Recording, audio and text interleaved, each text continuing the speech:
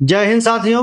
आज आपके बीच चर्चा करना है जो फेक इनकाउंटर हुए हैं इंडिया में लगातार होते जा रहे हैं, उसमें से कुछ महत्वपूर्ण फेक इनकाउंटर जो इंडियन पुलिस कर रही है और मेडल लेने का प्रयास कर रही है, उस पर चर्चा करना है। भोजपुर पर ही सबसे पहले आ जाते हैं। आपने देखा होगा भोजपुर, अगर आप कभी पढ़े हैं, कभी भोजपुर की हिस्ट्री आप निकालिए तो भोजपुर में 1996 में एक बहुत बड़ा फेक इनकाउंटर पुलिस वालों ने किया था, जिसमें 4 लोगों को इन्होंने गोली मारा था और ऑन स्पॉट उनकी मृत्यु हुई थी हॉस्पिटल में दवा के दौरान। उसमें नाम था जसबीर, एक लड़का, अशोक, जलालुद्दीन, परवेज, ये 4 लड़कों का फेक इनकाउंटर पुलिस वालों ने किया था। पता नहीं किस दबाव में किया था, सरकार के दबाव में किया था या पुलिस वाले जब अपना ईगो फंसा ले रहे हैं उस आधार पर इन्होंने किया था। लेकिन हाँ, जब ये मैटर डिस्ट्रिक्ट कोर्ट पहुंचता है, हाई कोर्ट पहुंचता है, तो इन लोगों को आजीवन कारावास होता है। और 1996 की इस घटना में जिन जिन पुलिस अधिकारियों का रोल था फेक इनकाउंटर करने में, उसमें लाल सिंह, जोगिंदर, सूर्यभान और सुभाष चंद्र, इस सबको मानी कोर्ट ने आजीवन कारावास के साथ साथ 2-2 लाख रुपए का जुर्माना भी लगाया था। और आज उसी जिले में, उसी धरती पर, जब आपको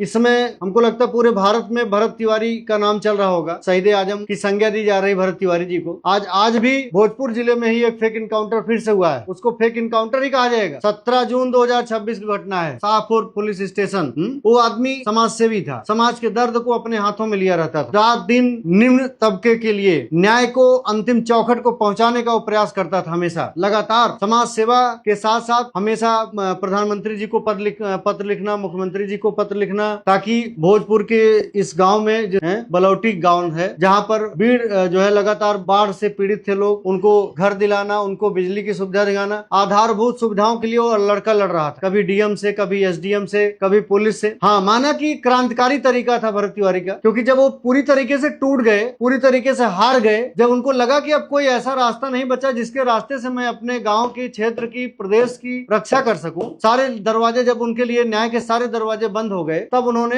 एक सांकेतिक क्रांति दिखाया। सांकेतिक, कभी किसी का नुकसान उन्होंने नहीं किया, सरेंडर भी उन्होंने किया। इसके बाद भी पुलिस वाले नहीं माने, 5-5 गोलियां उतार देते हैं ऊपर से नीचे तक। बिहार का कक्षा 7 पास मुख्यमंत्री, जिसके ऊपर 7-7 मर्डर है, ध्यान रखिए, कक्षा 7 और 7 मर्डर, कभी उसके ऊपर इस टाइप का कोई इनकाउंटर नहीं हुआ, कभी उसके ऊपर कोई कार्रवाई नहीं हुई। बिहार तो क्रांतिकारी जगह ही है। वो आदमी केवल एक सांकेतिक क्रांति क्या कर दिया, बहुत बड़ा अपराधी घोषित हो गया, आतंकवादी घोषित कर दिया आपने उसको। आप देख लीजिएगा, ये मैटर पुलिस कस्टोडियल में जा चुका है। कस्टोडियल जांच के लिए हाई कोर्ट के रिटायर्ड जज के पास ये मैटर पहुंच चुका है। ये देख लीजिएगा, ये भी फेक इनकाउंटर ही डिक्लेयर होगा। और देख लीजिएगा, इसमें जो भी एसएचओ हैं, उनके साथ जितने भी पुलिस लोग वहां उसका फेक इनकाउंटर किए हैं, इनको सबको आजीवन कारावास या तो डेथ पेनाल्टी होगी। आप देख, क्या भारत में ऐसे लगातार आप फेक इनकाउंटर पे इनकाउंटर करते रहेंगे और देश की जनता ऐसे शांत रहेगी? गलत चीज है, आप बहुत गलत काम कर रहे हैं। ऐसे फेक इनकाउंटर कर्नाटक, तमिलनाडु की तरफ, आपने तमिलनाडु वाली घटना देखा होगा, सथानुकुलम कस्टोडियल डेथ जो हुआ था, बाप की उम्र 59 साल थी, जयराज, बेटा बेनिक्स 31 साल की उम्र, पुलिस कस्टोडियल में इसको मार डालते हैं, इतना प्रताड़ित कर देते हैं कि मर जाता है। ये कोविड की घटना है, 19 जून 2020। इसके बाद जब मदुरई डिस्ट्रिक्ट कोर्ट का ऑर्डर आता है कि 9 पुलिस अधिकारियों को डेथ पेनाल्टी दी जाए, सजाए मौत दी जाए, तब इनकी नानी माई याद आ गई। सब क्यों इतना बड़ा आप लोग अत्याचार करते हैं भैया, कि लास्ट में आप ही को बर्बाद होना पड़ता है। ऐसे सीबीआई वर्सेस राजाराम वाले केस में हुआ, तमाम ऐसे फेक इनकाउंटर हुए जिसमें पुलिस वाले लास्ट में कुत्ते की तरह जो है, या तो आजीवन कारावास हुआ या तो सजाए मौत। क्यों आप ऐसा करते? आप अपने